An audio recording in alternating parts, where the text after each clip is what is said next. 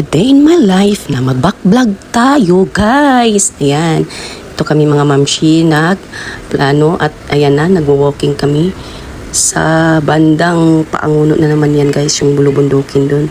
Ayan, sobrang talaga namang napaka tirik or yung paakyat, guys, at pababa, nakakahingal talaga siya, guys. Pero ginusto namin yan, kaya tiis-tiis talaga, guys, para pagpawisan.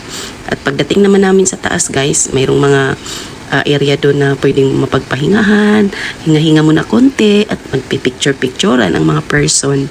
Ayan, tsaka masarap ang guys, masarap ang hangin pag nasa taas na. Kaya makapagpahinga konti at picture-picture, chika-chika.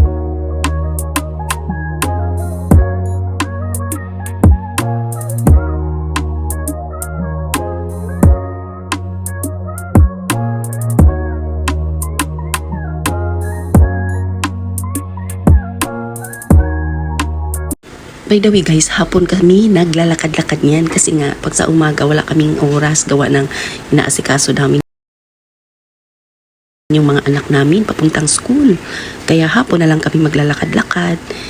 Since nagkakausap-usap na hapon, di hapon na kami naglalakad. At ayan, guys, may araw na ano na yung araw, pa-end na siya, kaya masarap din siya titingnan at malawak ang mga area dyan, overlooking.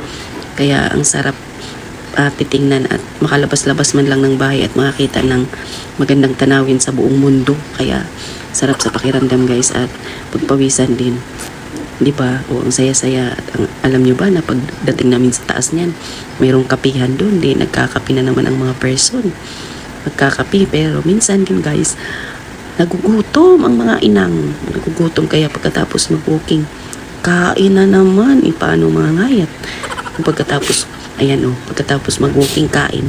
Yan yung area nila dyan, guys, sa Cafe Yega, tawag nila dyan. Masarap ang kape nila, guys, at saka overlooking ang kanilang place, kaya ang sarap. Tapos ang hangin, ang sarap ng hangin. Ayan paggabi na yung uwi namin, guys, siguro mga 7 o'clock na yan, kaya madilim na ang kapaligiran, kaya ang ganda ng tanawin, guys. So ang mga ilaw ay nagbubusilak ang mga ilaw. Ang ganda talaga ng place na yan, guys, kasi makikita mo yung buong Maynila.